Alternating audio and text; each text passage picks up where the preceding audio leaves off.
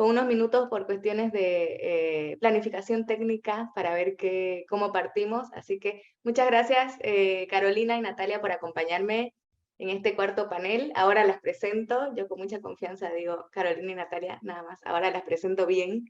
Y gracias nuevamente, como en las anteriores veces, al Centro Cultural de España en La Paz por permitirnos este espacio, por maquinar esto para que hablemos de lo que hacemos y de lo que está pasando en cuestiones del arte y la materialidad y todo esto de lo que trata el programa. Así que, bueno, para que nos ubiquemos temáticamente, voy a leer el título del panel y la descripción, y a partir de ahí las biografías y empezaría nuestra conversa.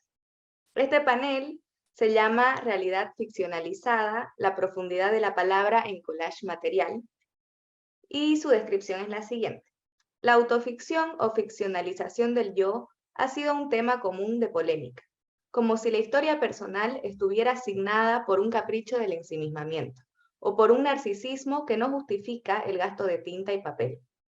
Pero las historias personales son, como cualquier otra representación humana en el arte, un comentario sobre el espíritu. Hay escritoras que han conseguido darle un giro material a ese desprecio a la ficcionalización del yo, al agregarle a la escritura capas materiales que vinculan la historia con, o bien el mundo físico, o bien con las circunstancias de un presente que tendrá efectos en el futuro. Nos acompañan Natalia Sánchez Loaiza, de Perú, escritora, editora y periodista. Estudió literatura en la Pontificia Universidad Católica del Perú y el máster en escritura creativa en español en la Universidad de Nueva York.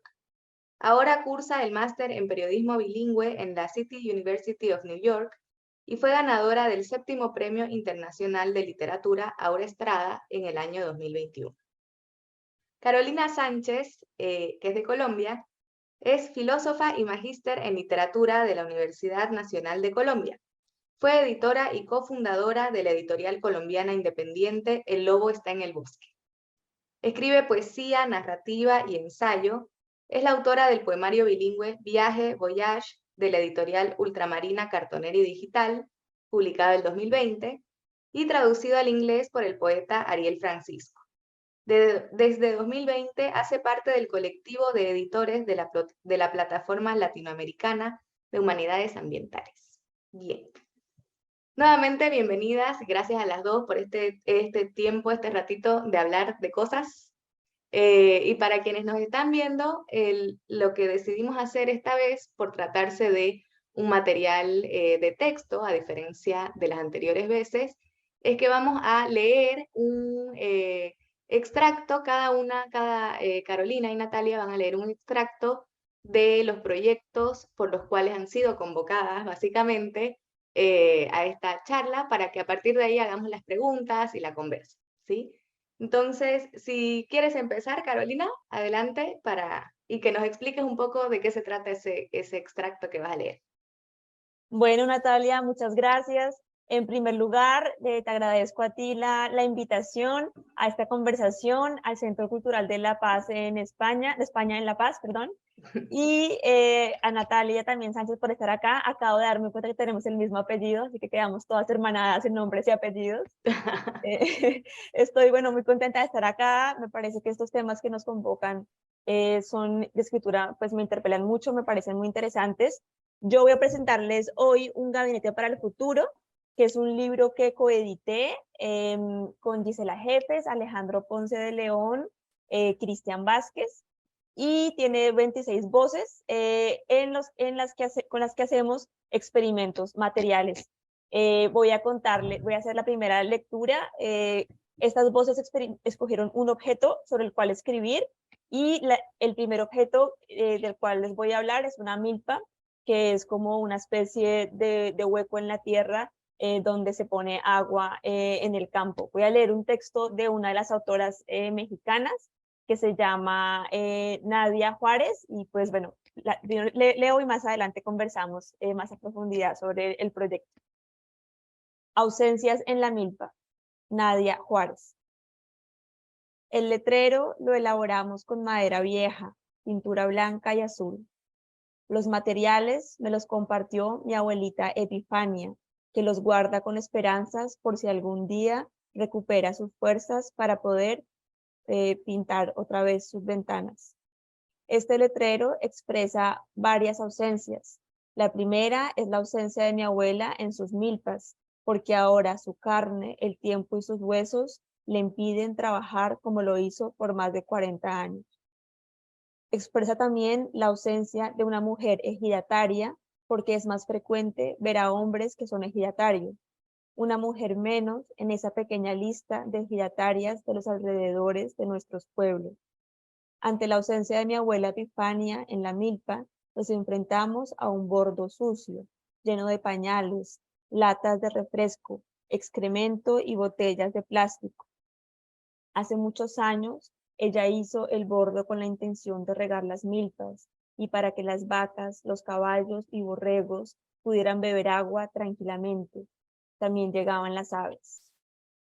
Es un espacio rodeado de fuerzas bióticas y abióticas que alimentan la tierra, el maíz y la avena. Un bordo que se encontraba en perfecta simbiosis con los organismos que lo rodean y lo habitan, antes de que personas con nombre y apellido lo convirtieran en un depósito con residuos de un hiperconsumo. Ahora es un hueco sin agua, con tierra seca, porque dicen por ahí en el pueblo que estamos en sequía. La extinción de los bordos es la representación de las ausencias de nuestros campesinos que con la edad ya no tienen la fuerza para seguir trabajando sus tierras, sus milpas y sus bordos.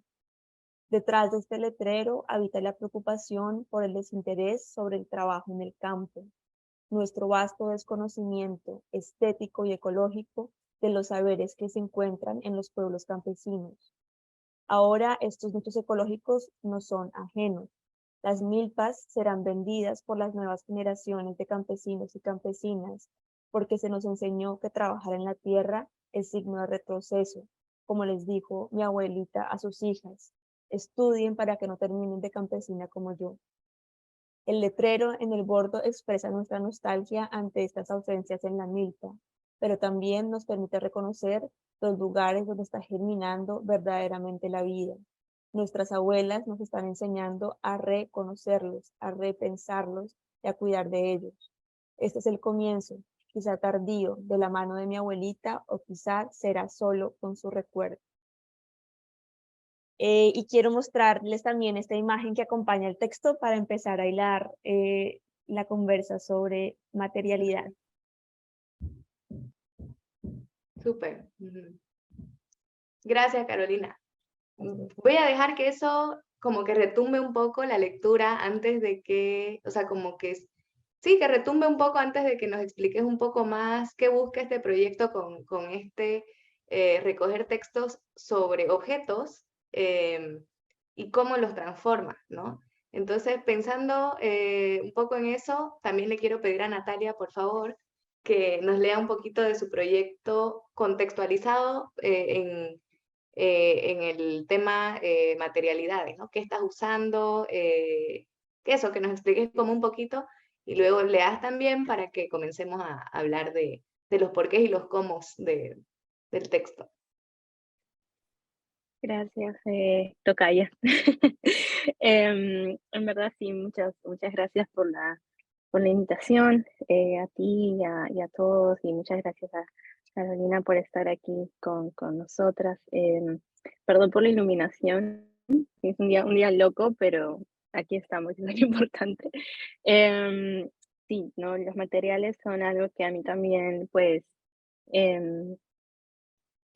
o sea, sí, me interesan muchísimo y son parte muy importante de mi escritura, ¿no? No solamente, bueno, los materiales, cualquier cosa puede ser un material, pero la materialidad de las cosas es algo que pienso mucho y de lo que escribo mucho, sobre todo en este proyecto, que ahora les voy a leer unos pedacitos. Es el libro, que, bueno, que aún no ha sido publicado, es el libro que sigue en producción, que se llama Sopa de Perro.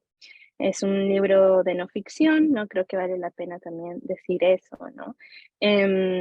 Y Bueno, el proyecto del libro es intentar contar, pues, la historia de mi familia, mi historia, la historia de mis abuelos, la historia de mis padres, mi historia y cómo esas historias particulares de una zona al sur de Lima, yo soy de Perú y soy de Lima, em, cómo se insertan en una narrativa nacional, ¿no? Histórica y nacional. Pero la forma en cómo yo hago esto es a través de materiales, precisamente. Entonces, sí ya lo dije, ¿no? Que se llama sopa de perro y se llama así precisamente porque bueno, el primer fragmento que les voy a leer explica en qué se inspira, en la imagen en qué se inspira, pero como luego sigue el texto hasta ahora, es que está dividido por ingredientes.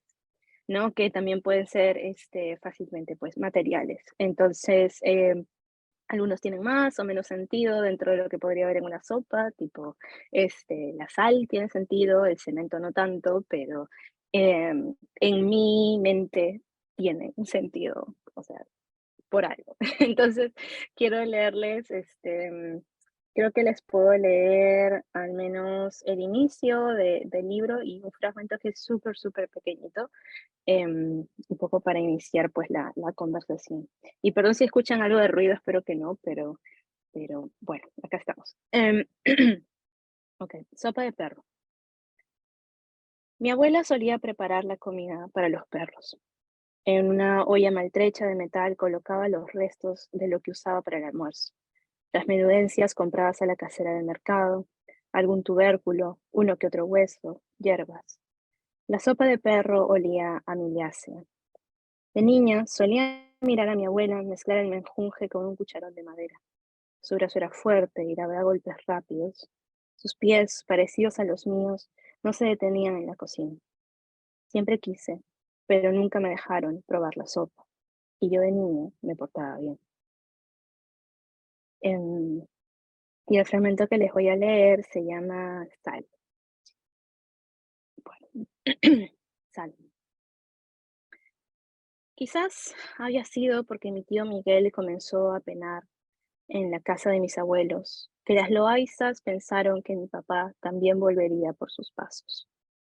Yo no lo supe sino hasta principios de este año, cuando fui a ver a mi hermano a Frankfurt, y él me contó de la sal en la casa. Las bicicletas y las gallinas, pensé. Por 27 años, hasta ese día de invierno en Alemania, no me había cuestionado por qué, cada vez que veían el rastro de una bicicleta o las huellas de gallinas en la tierra, había pensado en la muerte. Simplemente lo había hecho así. Si veía una línea prolongada de esas pequeñas huellas en forma de tridente, pensaba, gallina igual a muerto, bicicleta igual a muerte. Sin embargo, ahora que busco en Google huellas de bicicleta en la arena, veo que siempre fueron gallinas o aves, lo cual tendría aún más sentido, lo que veía en la tierra. No obstante, todo esto tenía que ver con la sal en la casa. Luego de que muriera mi padre, vertieron sal por todos los pisos para esperar que se manifestaran las huellas. Huellas en forma de pies de gallinas sobre la superficie blanca. De esta manera, sabríamos cuando él volviera para recoger sus pasos. Sin embargo, mi papá nunca dejó huellas en la sal. En casa no teníamos ni bicicletas ni gallinas. Mis abuelos sí. Gracias, Natalia. También queda retumbando así. Me encanta la lectura en voz alta por eso mismo, porque es como una invocación de cosas ahí. Entonces, también que quede circulando eso y podemos ya pasar a hablar de esto que suena tan específico, pero a la misma vez puede tomar tantos significados y puede tener tantos efectos, que es la materialidad, ¿no? Porque pensando, por ejemplo, en el texto que leyó Carolina, ¿no? La milpa es un lugar en concreto, ¿no? Es un hueco, como bien explicabas. ¿Cómo conecta esa cosa material, esa referencia a una cosa física con lo que trata de hacer texto con esa forma. Y el texto, ¿te parece que se aprovecha de esa forma o simplemente la describe? No sé, ¿qué conexión hay ahí? ¿Qué te parece? Pues creo que también para hablar de eso tendría que explicar un poquito más del contexto del libro, del cual hace parte de este texto. Porque el libro es un museo para el futuro que se propone escoger objetos que reflexionen sobre la crisis ambiental. Entonces, un poquito para contextualización, el libro surgió a partir de un taller abierto a todo el público que ocurrió en el marco de la conferencia de Chicago, que se llamaba Naturaleza en cautiverio, veredas hacia la libertad. Y en esta conferencia, que fue un trabajo colectivo, invitaron a Gisela Jefes, y el taller está abierto a todo el mundo. Allí fue Gisela, allí fue Natalia Chávez, fui yo, otras personas de la plataforma de humanidades ambientales, fue Nadia quien escribió este texto. Y la premisa era tomarle una foto a un objeto que fuera importante para nosotros y escribir un texto contando la historia de ese objeto y cómo lo expondríamos en un museo del futuro en el que el mundo como lo conocemos se hubiera extinto. Entonces estaba como esa doble dimensión afectiva y la de poetizarlo sobre la crisis climática. Esa premisa fue la que propuso Gisela Jefes y fue como la base del proyecto. Y pues por el camino nos dimos, como que la escritura, la materialidad de los objetos, la materialidad de la escritura y la materialidad de las imágenes empezó a entrelazarse y a ensamblarse. Entonces por eso la idea de ensamblaje, de ordimbre material es muy importante. Y entonces está la materialidad del objeto, pero el lenguaje también funciona de manera material, porque puede ser como un cauce en la tierra en el caso de Nadia, porque siento que ella hace algo parecido a lo que hace su abuela de abrir con las palabras el surco para pensar esos temas de los saberes campesinos que, por ejemplo, son tan injustamente despreciados estéticamente y por la crítica, como ella misma lo menciona, y para habitar y percibir esas crisis ambientales que hacen parte de su vida cotidiana a partir de un hueco y del cartel que ella hace con su abuela, ¿no? Como ella coge este objeto y empieza a llenarlo de contenido. Es un objeto vacío, pero ella empieza con la materialidad de escritura a llenar esa experiencia de contenido. Entonces yo creo que por ahí es que se ensamblan esas materialidades de la imagen, de la crisis ambiental y de la escritura. Qué genial. Me encanta como esa posibilidad de transferencia de lo que hace la milpa, digamos, ese abrir en la tierra un lugar, ¿no? Y el texto como una milpa textual, digamos, ¿no? Como me gusta mucho esa conexión que acabas de hacer. O sea, siento que nos aproximamos más a entender esto de la materialidad con las palabras. Y Natalia, en el caso de la sal, ¿no? Y en el caso de tu texto, por ejemplo, bueno, el preámbulo sí que es muy evocativo materialmente, la olla, el metal, la cuchara, ¿no? Esto es, digamos que como función literaria estamos más familiarizadas con esa referenciación material, ¿no? Con esa, evocar objetos para que las propiedades de ese objeto hagan el ambiente de aquello que se está diciendo, ¿no? ¿Cómo explicarías la cuestión de la sal como ese material también, pero que va más allá de la cosa sensorial? Va como, más que evocar a la sal como un objeto y sus propiedades de condimentar, aquí le estás como atribuyendo otros sentidos, le estás como transformando como objeto, digamos, ¿no? Gracias a la carga literaria. Entonces, quisiera saber un poco de ese proceso, del por qué también. Sí. Bueno, ¿por qué? Eso sí, yo creo que ahí es una respuesta más como, a veces simplemente es por diversión, ¿sabes? Que es algo Sí, es verdad eso. que me permito, ¿no? Creo que es algo que Ujú. también que como escritoras es difícil de conquistar también, simplemente hacer algo por el por la diversión de poder hacerlo, ¿no? Que es un gesto artístico, ¿no? Y que, bueno, obviamente podemos desintegrar y desmenuzar qué hay detrás de esa diversión también, ¿no? Pero, porque, por ejemplo, ¿no? O sea, cada uno de los fragmentos o ingredientes de este libro, de esta sopa, a veces tiene más o menos fragmentos, ¿no? Y el de la sal es solamente ese, nada más. Poco porque me divierte la idea de que haya solo un poquito de sal, ¿no? Pero por supuesto que lo que elijo hacer no es hablar de como la sal que condimenta, ¿no? Como bien lo has dicho, sino que más bien este objeto tiene una carga mnemónica, tiene una carga de memoria y tiene una carga también cultural muy fuerte, ¿no? Creo que mucho de lo que hago en este libro, mucho de lo que escribo, tiene que ver también con una reivindicación de ciertos objetos, ¿no?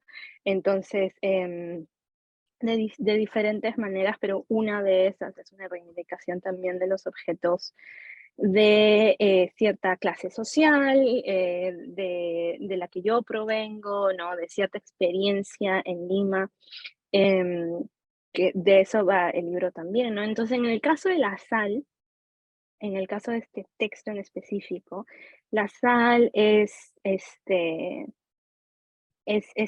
memoria, es muerte, es ritual también, ¿no? Es bastante como ritualismo, muy como de brujas, ¿no? De poner la sal en el piso.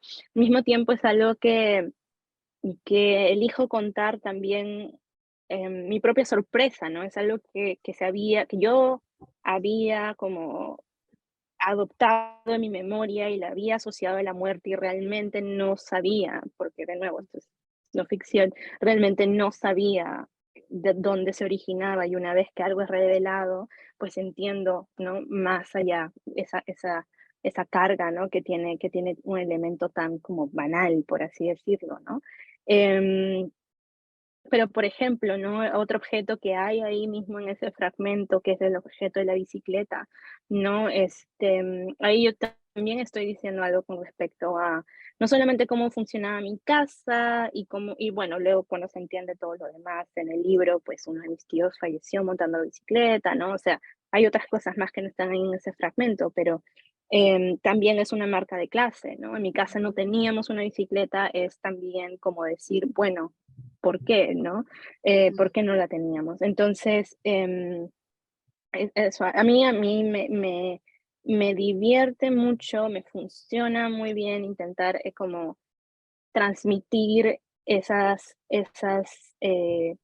proponer esas ideas, proponer esos sentimientos a través de los objetos, o sea, a mí me obsesionan, ¿no? Entonces, paso mucho tiempo haciendo eso y observando, ¿no? Creo que así más o menos digerí el mundo, ¿no? Entonces, por eso lo muestro ahora. Ujú. Bien, gracias. Sí. Em, esta cuestión del objeto que nos refieren al mundo me hace pensar en otra pregunta que quería hacerles respecto a em, el uso como de este tipo de material, es decir, objetos físicos que existen eh, como puntos de partida de los textos, ¿no? Em, ¿Ustedes lo ven como una oportunidad creativa, como una restricción creativa? Es decir, restricción en el sentido, algo que pide que el texto se contenga en ciertos límites, ¿no? O sea, que Mm. también es un detonante creativo esa restricción, pero digo, ¿qué implicaciones tienen desde el punto de vista de ustedes como creadoras, ¿no? Bueno, y en Ujú. caso de Carolina también como pensadora de esta materialidad, Mm. eh, ¿qué implicaciones tiene en el proceso creativo partir de un objeto o tener un objeto como centro de eso que se crea? No sé. Sí, sí. Yo podría, si quieres, empezar diciendo algo, porque yo creo que yo siempre pienso que la ficción y que la no ficción tienen dos preguntas diferentes que tienen que responder. Pienso la ficción como la respuesta a la pregunta ¿qué va a pasar? ¿Qué va a pasar en la historia? Como escritor, como escritora, ¿no? Entonces siempre mis compañeras o compañeros que escriben ficción siempre están pensando en qué es lo que va a suceder en su historia. En cambio yo en la no ficción, yo estoy más bien intentando responder la pregunta en cómo lo voy a contar, cómo voy a contar lo que ya pasó, porque ya sucedió y ya hice como mi diligencia de intentar entender qué fue lo que sucedió, ¿no? Con todas las pues, subjetividades y objetividades, ¿no? Entonces, para mí, los materiales, en específico también este proyecto, fueron, sí, obvio puede ser a veces un limitante, pero al mismo tiempo es lo que contiene y da forma a lo que quiero presentar. Entonces es una elección muy, muy, muy consciente de cómo quiero contar lo que ya sucedió, ¿no? Entonces, el proceso de creación de este libro, que continúa, pero el proceso fue más bien escribir mucho sin pensar en estos materiales. Eso no es una idea que el libro no empezó con esta premisa, que es diferente a como el proyecto que estabas mencionando tú, Carolina, ¿no? Que el objeto vino primero y luego vino la historia, ¿no? Que me parece súper chévere también. En mi caso fue como contar y contar y contar, y luego cuando por fin tengo esta revelación de mi abuela cocinando esta sopa, dije, esta es la manera que yo elijo para darle forma a este universo, ¿no? Entonces, en ese sentido, yo no lo veo como un limitante, es definitivamente un reto, ¿no? Sí. Porque hay cosas que voy a tener que dejar fuera, hay cosas que voy a tener que darles otra forma, pero en ningún momento pretendo que eso no sea evidente, ¿no? Es bastante evidente, está ahí desde todo el tiempo, o sea, entonces, si es que vas a leer esa narrativa, estoy invitando a que entres en ese pacto conmigo, ¿no? Entonces, al menos así fue como sucedió en este proyecto. Genial. Bueno, a mí me llama la atención que también justo hablando de la materialidad de la escritura, a pesar de que nuestros proyectos son distintos, pues me siento muy identificada con lo que habla Natalia, tanto en su respuesta de el limitante y la posibilidad, como en su exploración del objeto de la sal. Tal vez porque en mi caso hay también, en el caso de este libro, hay una convivencia entre ficción y no ficción, pero también hay algo, y es que remite a los objetos de una manera muy específica que yo veo en ambos proyectos, y es que estamos reflexionando sobre lo que las ausencias y las presencias del objeto permiten. Entonces yo veo, por ejemplo, está la sal, y como que a partir del objeto se empieza como a desglosar un universo, como una atmósfera que crea el relato. Yo siento que aquí nos pasó algo parecido, aunque lo que a mí más me llamó la atención es la diversidad que ocurrió en nuestro caso. Hay mezclas de ficción y no ficción, como que es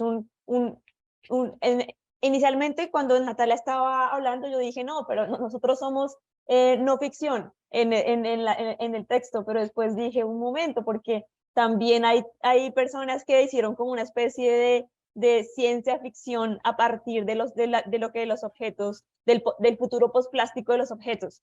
Entonces su manera de contar el recuerdo fue reflexionar sobre el futuro, mientras que yo, por ejemplo, en mi texto lo que hice fue irme para atrás.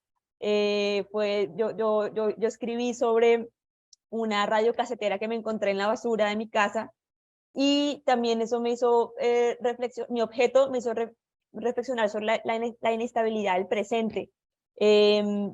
Yo, en mi caso, creo que algo que también habla mucho del proyecto es que estábamos en la pandemia, entonces también era importante Claro. como aferrarse a los objetos, aferrarse a algo en una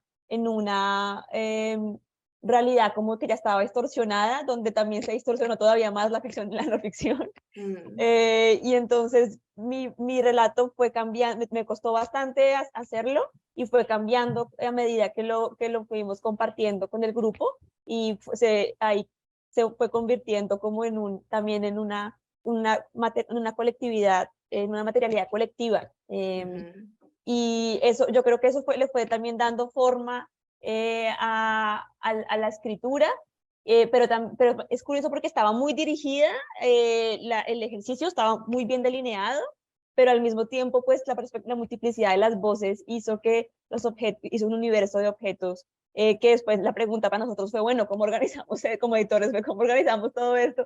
Entonces lo que hicimos fue decir, no queremos establecer un límite único o un orden único. Eso fue una discusión que tuvimos con los dos editores, Gisela Jefes, Alejandro Ponce de León y Cristian Vázquez, y entonces dijimos, hagamos dos recorridos posibles y le aclaremos que son solamente dos recorridos posibles de un museo, y pensemos el libro como museo y que la gente entre y salga en las distintas salas y vea los distintos objetos como quiera. Entonces organizamos dos posibles recorridos. ujú. Que eso me hace pensar, ambas respuestas mencionan las preguntas del tiempo, digamos, ¿no? En el caso del Gabinete para el Futuro de Carolina y los objetos que fueron como detonantes de estas reflexiones sobre cómo va a ser el futuro sin este objeto, cómo es el presente, qué hace este objeto en el presente, ¿no? Y en el caso de Natalia y la pregunta de la ficción, eso me gustó mucho, la pregunta de la ficción, ¿qué va a suceder?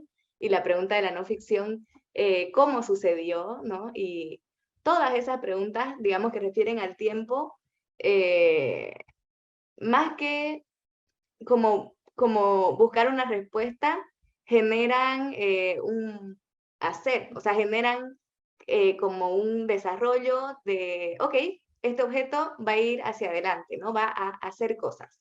Este objeto es prueba de que algo sucedió y tengo que como construir esa historia hacia atrás, ¿no? O darle sentido a esa historia en un tiempo. Entonces también el objeto, por más físico, local, es decir, que yo lo tenga o que yo lo conozca, también genera esa pregunta del tiempo, ¿no? También como que dirige a otros lugares que ya no son el objeto. Em, quisiera conectar esa cuestión del tiempo y de la posibilidad de ir hacia distintas direcciones de tiempo con otros proyectos de ustedes que también dialogan o más bien como que tocan objetos que ya existían, pero no físicos, sino objetos más intangibles aún que la escritura, digamos, o más que en el caso de Natalia, por ejemplo, que tenías el proyecto este de la madre, y el material ahí, yo digo, ¿no? Pero por eso quiero escucharte, el material del que parte ese proyecto y las historias que nacen de ese proyecto son datos, ¿no? Registros históricos de lo que sucedía con eh, ay, se me fue la palabra, pero eran forzadas, ¿cómo se llaman? Las esterilizaciones Esterilizaciones forzadas. forzadas. Sí. Ujú, Entonces ujú. quisiera que me contés de eso, o sea, cómo partir de ese dato. No necesariamente este dato es un objeto, como estábamos hablando hace poco, ¿no? Del azar Claro. y de los Ujú, objetos de museo, ujú. pero también es un material. Entonces quisiera Claro. eso, como pensar en la materialidad, en cosas que no son tan evidentemente materiales, pero que Mm, también suscitan un punto de partida, como que existen y a partir de ellos claro. se desarrolla una cosa, ¿no? Sí, Y sí, no, después le total. pregunta a Carolina sobre su proyecto. Sí. Gracias, sí, es claro, el proyecto de la madre, Ha sido muchas cosas, ¿no? Se ha transformado en diferentes cosas a lo largo de los años. Trata principalmente de aproximarse a contar cuál fue el caso de, cómo fue el caso de esterilizaciones forzadas en Perú en los 90. Em, y es, yo al menos interactúo con la madre desde mi lado más periodístico, ¿no? Ujú. Em, y también, bueno, como editora también a veces. Y creo que, bueno, hay muchas formas de responder eso. Creo que la que ahora mismo se me viene a la mente es que la madre también funciona como archivo, ¿no? Entonces, un material puede ser tantas cosas, ¿no? Incluso cuando decimos la palabra material, podemos pensar en, claro, podemos pensar en objeto, podemos pensar en objeto que tiene utilidad también. Siento que usualmente lo relacionamos con eso, pero también hay como ciertas instancias como el museo, ¿no? Que contiene, ¿no? Ujú. Objetos y contiene materiales. Entonces, otra de esas instancias es el archivo, ¿no? Que es algo que a mí también como que me interpela mucho.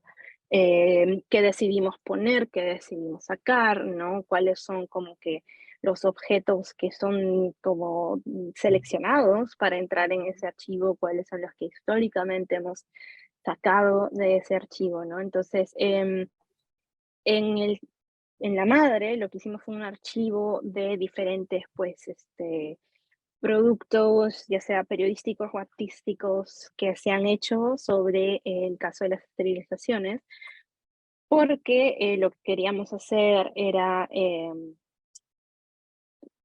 crear un lugar donde otras personas pudieran utilizar ese archivo para poder hacer sus propias investigaciones. Entonces era más como que el material es algo que también puede ser colectivo, ¿no? Ujú. Esta manera de como que liberar, ¿no? Esta información que está muy dispersa a veces, entonces es como que igual ejercer un poco de orden en ese archivo, ¿no? En esa recolección de materiales, ¿no? Claro, entonces eso, los datos definitivamente pueden ser un material también.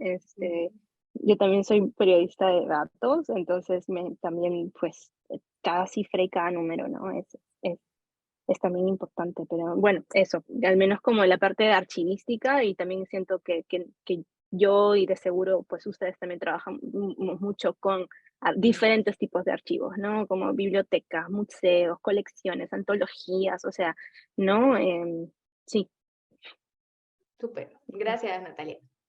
Y sí, antes de pasar a comentar Viaje, Voyage de Carolina, claro, como que también entra en juego el archivo en el sentido de creación. O sea, hablamos de archivo como algo muy utilitario, pero es también creativo, porque tal como dice Natalia, ¿no? Como qué se incluye, o sea, cómo se organiza, bajo qué categorías, todo eso como que le da forma a ese material y esa forma es finalmente muy creativa, ¿no? Como no es el típico eh, folder, ¿no? O la típica estantería en que imaginamos un archivo de papeleo guardado. El archivo toma distintas formas, ¿no? En el caso del proyecto de la madre es un archivo digital y una ubicación digital, ¿no? Para el archivo. Y Carolina tiene un libro que mencioné en la lectura de su biografía que se llama Viaje Voyage, que interviene una película. Entonces, quisiera que nos contes un poco, Carolina, em, cómo interviene esa película, cómo, no necesariamente en el sentido de diálogo, sino cómo esa película, que es otra obra, también intangible, porque son imágenes y sonidos, etcétera, se convierte en material para ese texto, esa intertextualidad, digamos, eh, cómo, cómo opera. Bueno, gracias Natalia. Pienso, sí, que estamos pasando como de una idea de archivo bien física a una idea de archivo como más simbólica, como en los objetos anteriores, como que está, no sé, la luz, la sal, en el caso del gabinete, como la planta, Natalia puso una imagen, pero en este otro proyecto que está basado en una película, pues también hay una relación entre imagen y palabra, ¿no? Yo creo que igual eso se mantiene en los dos archivos, la relación entre imagen y palabra. En este caso, el archivo como más simbólico es el del cine, es un archivo de imágenes que además también en relación con el segundo proyecto de Natalia sobre lo virtual, pues la imagen se materializa de maneras distintas según cómo se vea, ¿no? En el cine según cómo sí, según cómo sea la experiencia de ver la obra. Y en mi caso, entonces mi poemario es un recorrido por una película del año 1979 de Andrei Tarkovsky, y la película es un recorrido por un territorio como posapocalíptico, pero pues para mí lo importante era también plantear mi propio proyecto estético que se basó más en un recorrido del espacio.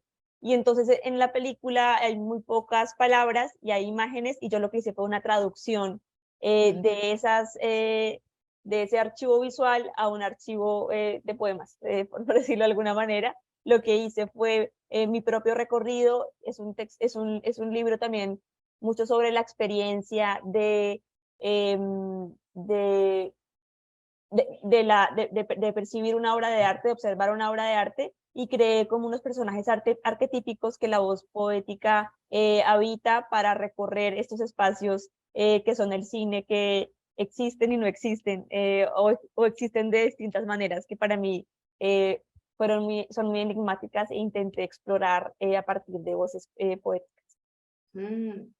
Gracias, Carolina. Sí, estaba pensando en esta traducción, digamos casi, que hace el libro entre imagen y palabras, ¿no? Entre ese, digamos, poner en palabras un espacio que antes estaba en lenguaje visual, es también una traducción que requiere codificación, ¿no? O sea, se cambia de código entre, digamos, la cuestión visual, espacial y las palabras. Entonces, sí que hay un cambio de forma, definitivamente, aunque refiera al mismo, a un objeto original, digamos, ¿no? Un punto a la película en este caso, ¿no? Bueno, tenía otra pregunta, a ver, tenía más preguntas, pero no, de hecho nos fuimos conversando por otros lados que no siguieron, así que por eso estoy perdida ahora. Bueno, sí, algo de lo que hablaron también en la cuestión de la milpa, por ejemplo, en el caso de Carolina, y sopa de perro en el caso de Natalia, algo que noté en común, que de hecho no está en mis preguntas, sino que dije, les voy a preguntar después, era la referenciación al hilo familiar, ¿no? A una línea de pertenencia familiar, que también podríamos interpretar como una cosa, ¿no? Como algo, un tema, un, una base donde tocar, que ya deja de ser el objeto físico del que estábamos hablando, pero sí que pertenece al objeto físico, o sea, sí que refiere al objeto físico, precisamente porque el objeto pertenece a esa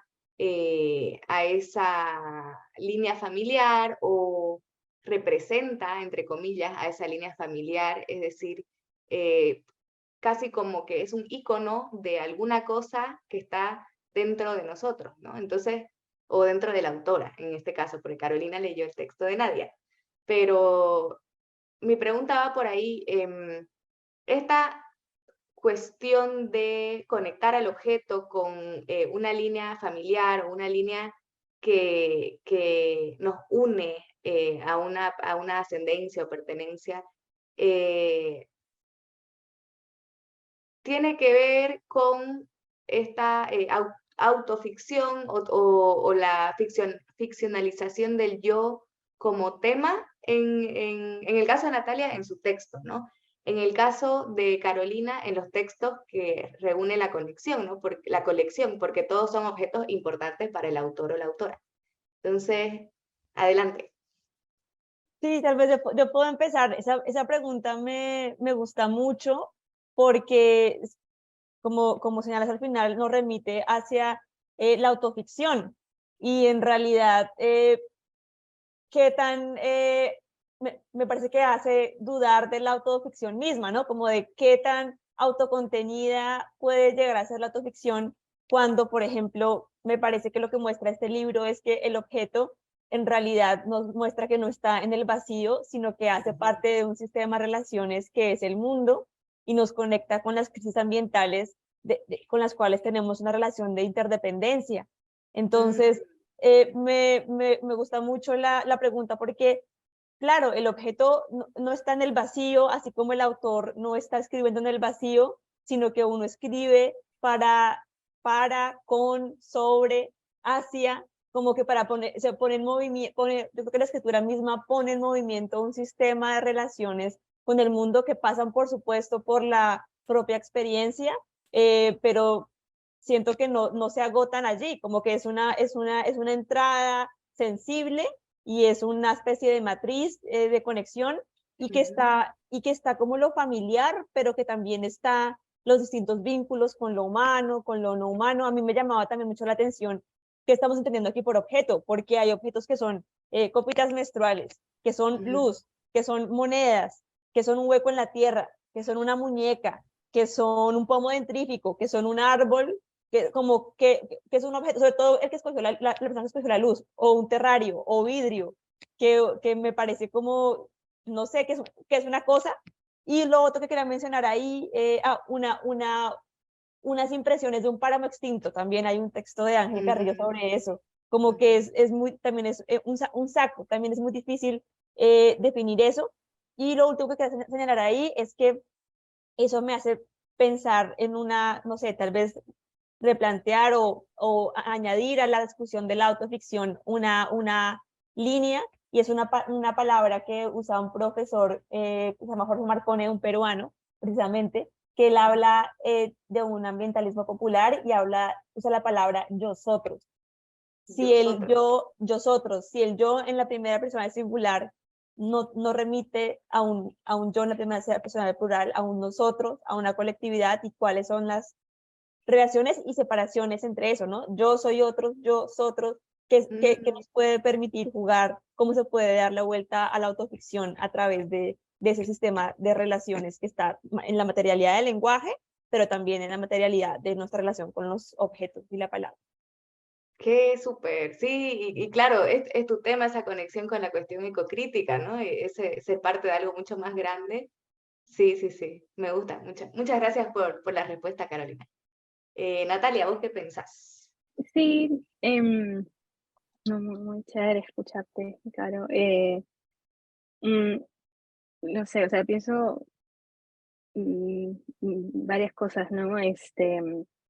Bueno, en primera que, claro, yo no, bueno, no sé si supongo que hago autoficción cuando menos me lo espero, porque es algo que, que no estoy intentando hacer, pero asumo que la no ficción es una serie también de como intentos fallidos, ¿no? Al final, que es como la realidad, ese tipo de cosas, pero intento que cuando digo yo, ¿no? Sea lo más yo posible, lo más real posible. Pero, claro, no, eso por un lado. Pero por otro lado, sobre los objetos y la familia, pues no sé, o sea, diría que en mi caso, en este libro en particular, eh, los objetos siempre, dado que estoy dando una vuelta hacia atrás, ¿no? En mi propia niñez y en la historia de mi familia, ¿no? Los objetos sí, pues, van a estar plagados de historias familiares, están contenidos, no siempre, pero muchos de ellos son bastante domésticos.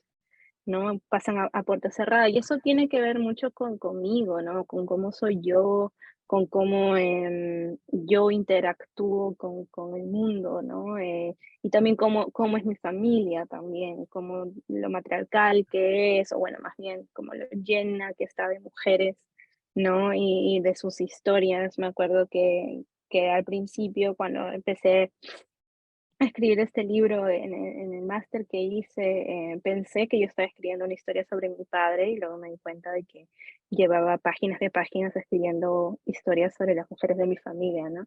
Entonces también como que me tuve que rendir un poco ante lo que pasó y darme cuenta darme cuenta de qué estaba escribiendo realmente.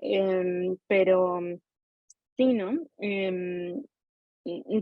No sé, o sea, sí siento que hay como, también no sé, supongo que los objetos me fueron explicados y los objetos de los cuales yo hablo me fueron explicados por mi familia, ¿no? Y por mi madre y por las mujeres que nos criaron, ¿no? Entonces, creo que también por eso tiene sentido de que se vinculen, ¿no? Además que creo, no sé si tiene mucho o poco que ver con lo del Otros, pero creo que los objetos tienen también una capacidad yo digo una bicicleta y tú ya estás pensando en tu propia bicicleta, ¿no? Y en la Mm, bicicleta que quizá montaste o que no montaste, o que tenías o que no tenías, ¿no? Siento que así como podemos establecer como ciertas conexiones emocionales con el lector a través de sucesos o de características de un personaje o una persona, en el caso de la no ficción, también los objetos pueden hacer eso, ¿no? Entonces, cuando yo hablo de una mesa en mi casa, también pienso en que invito a que estén pensando en sus propias mesas, ¿no? ujú. También por eso hay que ser, o al menos intento ser bastante selectiva en cuáles son los que estoy presentando, ¿no? Y hay unos que sí, pues ni siquiera me molesto mucho en explicar porque son muy míos Ujú, y son muy privados, ¿no? Pero los insinúo ahí por si hay algo que sale ujú, de ahí también, ¿no? Pero sí. ujú. Ah, me encanta porque muy convenientemente conecta con parte de la premisa de todo este programa de la fuerza expansiva de la expresión, digamos ese título, en el sentido de que ese colocar al objeto en el texto para evocar cosas, em, expande las imágenes que vienen de ese objeto que comúnmente estamos programadas o configuradas a reproducir en la cabeza, ¿no? Pienso en la mesa que dice Natalia, de forma automática o en milisegundos, si quieren, me retrotraen a una mesa de mi casa, ¿no? Entonces, no es la mesa como objeto funcional, sino la mesa con otro componente emotivo, con otro componente, digamos, de significación que hace que exista la posibilidad de otros tipos de mesa, digamos, ¿no? Y eso con un ejemplo como muy, muy concreto, pero hablar de, qué sé yo, la experiencia de una protagonista en cierta ciudad expande la experiencia de esa ciudad, ¿no? Nos muestra otra versión y nos muestra un recorrido muy particular. Entonces, me gusta mucho, como te digo, como convenientemente, esa posibilidad de conectar la cuestión, ¿no? Eh, y bueno, yo sé que Natalia se tiene que ir en un ratito y por eso esta vez como que limité un poco más la cantidad de preguntas para el panel, pero quisiera escucharlas si tienen ustedes algún otro comentario, ¿no? O alguna otra idea que haya suscitado lo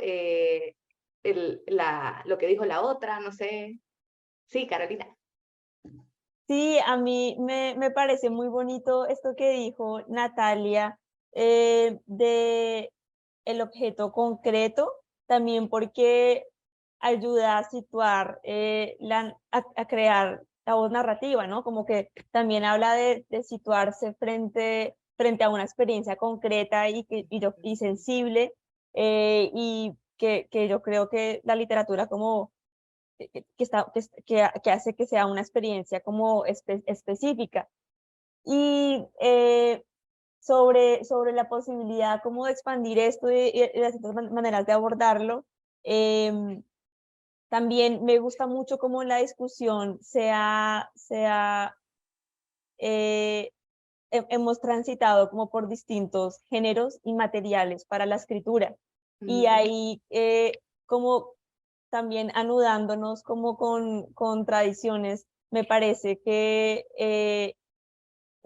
narradoras como Cristina Rivera Garza o autores como Sergio Chefek hacen algo muy bello con esta materialidad de los géneros y con este dejar de tener unas casillas establecidas y preconcebidas para abordar la escritura, sino que la escritura misma permita desbordar los objetos y las páginas y el material de la creación, de tal manera que podamos percibir como nuevas capas de realidad, como quitar nuevos velos y como volver a percibir como a partir de la materialidad, volver a percibir nuevos problemas, volver a darles vuelta y volver a darles vuelta, saliendo por ejemplo de los géneros literarios, mezclando distintos lenguajes artísticos, y creo que todo esto pues, es parte de ese posicionamiento frente a los objetos y frente al lenguaje como objeto que nos permite como la experimentación y la creación. Quería señalar que hay como unas avenidas que para mí como escritora son muy interesantes. Me encanta el cierre, el cierre de los temas, me encanta. Natalia, Sí. ¿algo más? Sé que te tenés que ir como ya, pero... Sí, no, imagínate, o sea, me encantaría poder quedarme aquí más tiempo, ¿verdad? Le he pasado muy bien conversando aquí con ustedes, y si quieren quedarse, pues quedarse, yo me puedo ir. No me voy a sentir mal. No, no, lamentablemente tengo que hacer una entrevista, pero sí, ¿no? O sea, claro, la vuelta que luego los objetos pueden tener en el mundo, ¿no? Y que la literatura sobre los objetos pueden tener en el mundo.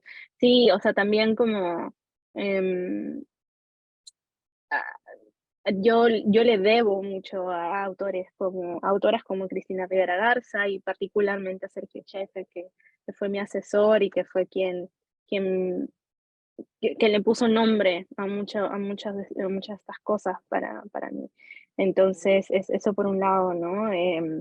Y sí, o sea, no sé, pienso que no hemos hablado de tantas cosas porque tantísimo que hablar. Pienso en la arqueología, por ejemplo, pienso también en los materiales que también usamos en la profesión, ¿no? Yo escribo mucho a mano, por ejemplo, soy muy material también en ese aspecto, lo cual es terrible porque luego te da síndrome de túnel carpiano, pero También es te parte, creas, no nos es salvamos, parte de, chicas. claro, pero en verdad es como, me encantó estar aquí, en verdad muchísimas gracias por la invitación. Yo me tengo que ir corriendo, pero Ve, ve en paz. muchísimas gracias. Muchas gracias, Natalia. Sí, no sé si haya preguntas de gente, por favor responden, No, o no nos sea, me mandaron nada, parece, por eso pero, no, me tomé ok, todo el tiempo. excelente, Muchas pero gracias y muchísimas suerte gracias. con tu entrevista ahorita. Sí, sí, gracias, Un que se gusto, cuiden mucho. Natalia. Gracias por... Chao. Chao. Bueno, ya nosotros nos despedimos con más calma. Carolina, muchas gracias, de verdad. Me encanta, siempre como hablar de estos temas es muy como, yo digo como que termina siendo muy loco porque caben todas las cosas, pero me encanta haber podido compartir esto con alguien que se ha dedicado mucho a pensar en el tema y ha hecho un objeto a partir de todos estos objetos, un objeto literario. Así que de verdad creo que no hay preguntas porque nos lo hubieran mandado, así que creo que estamos bien. Bueno, pues agradezco mucho la invitación, Natalia. La verdad que muy bonito poder conversar con ustedes dos. Quería mencionar una cosa y es que el libro se puede descargar gratis por internet.